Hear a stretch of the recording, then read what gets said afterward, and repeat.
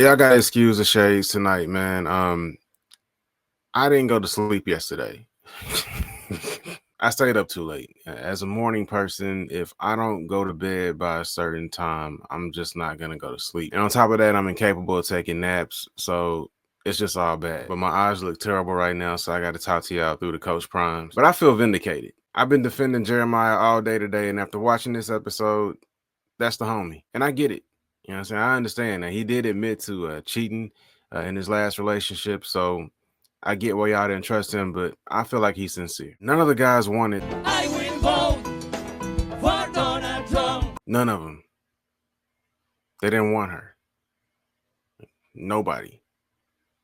Nobody wanted her. None of the guys. So him not kissing her wasn't some calculated manipulation. Like, that was free will. Why encourage her to pick you if you're happy with Huda? It's just funny to me how everyone first perceived Ace as this, ultra good guy when he's the one that tongued I will vote for Donald Trump down as if she was some long lost lover. He didn't want her either. Nobody did. Nobody.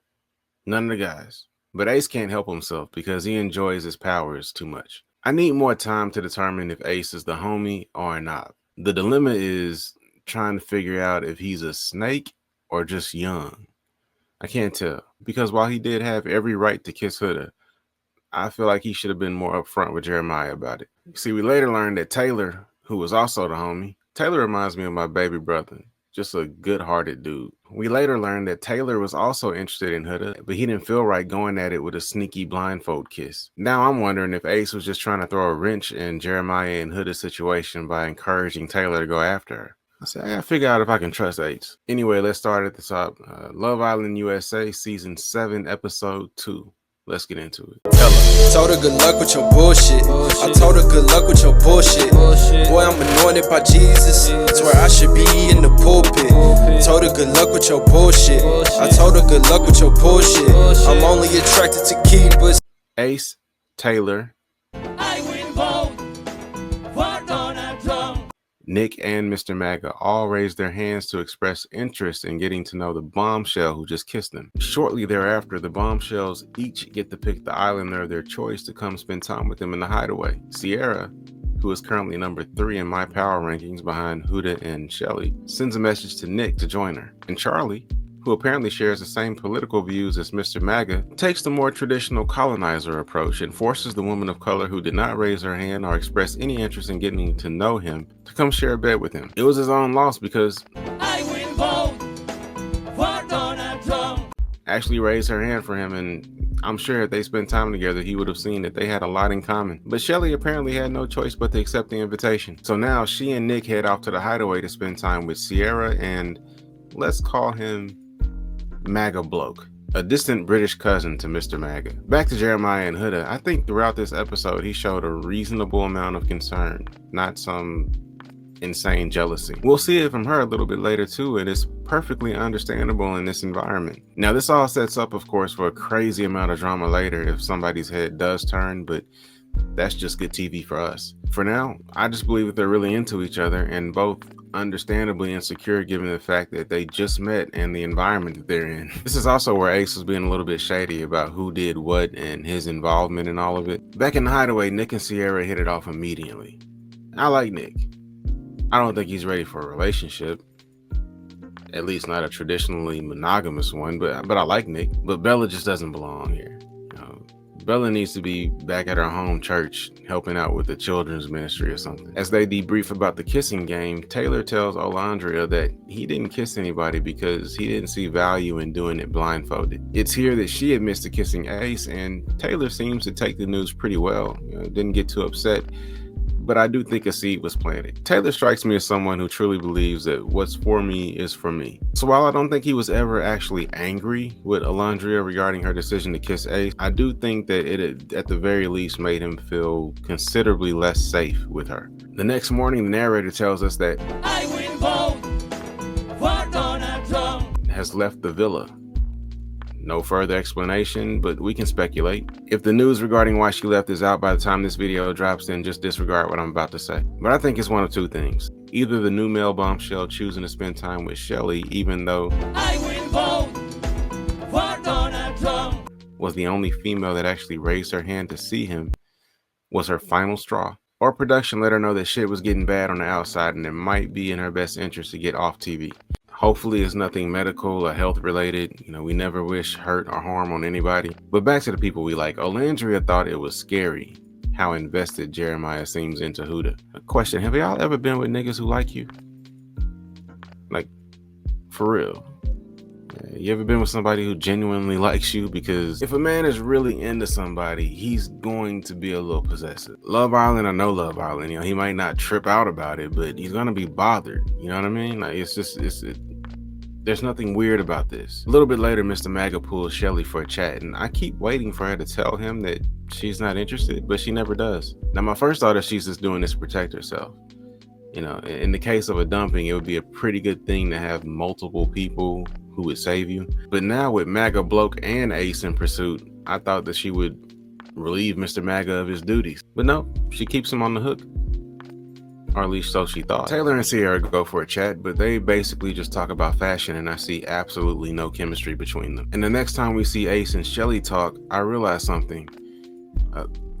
They have the same conversation every time. It's weird. It's like they're stuck at the starting line, but the race never kicks off. He's always letting her know that he's interested, and then she'll let him know that she's down, and then nothing happens. We're not seeing any real effort or pursuit on Ace's part, and I don't know if it's a lack of motivation or just ignorance. But it seems clear to me that Shelly is just waiting on Ace to make her his type priority. Yet all he's offering is the occasional flirty conversation. I'm starting to be of the opinion that Ace is just buying time. Like, I don't know that he's actually interested in any of these girls. But what I do know is that the woman he's willing to work for is not in this villa. Right now, Ace likes whoever likes him.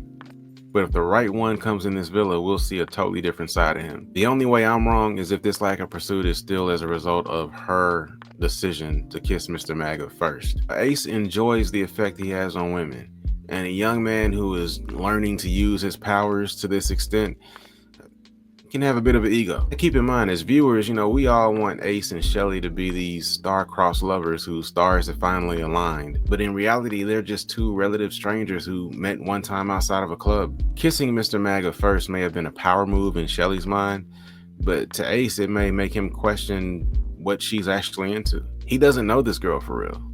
So while I do want to get on him for not really showing effort, I can see clear logic in his being apprehensive. Later that evening, Maga Bloke is pressuring Shelly for a kiss outside of a game, and it seemed to me at least that she reluctantly obliged. The kiss itself was just a series of pecks, which can be really sensual, but it wasn't a cute moment for me because I just don't believe Maga Bloke at all. What I think is that he has sense enough to know that the black girl with main character energy is a one-way ticket to the final, and likely a win. I don't believe his intentions with her are remotely pure, and I want him to go back to England. We don't need him colonizing Shelly. Sierra pulls Jeremiah for a chat, and Huda positions herself to make sure that Jeremiah can see her. This also didn't bother me.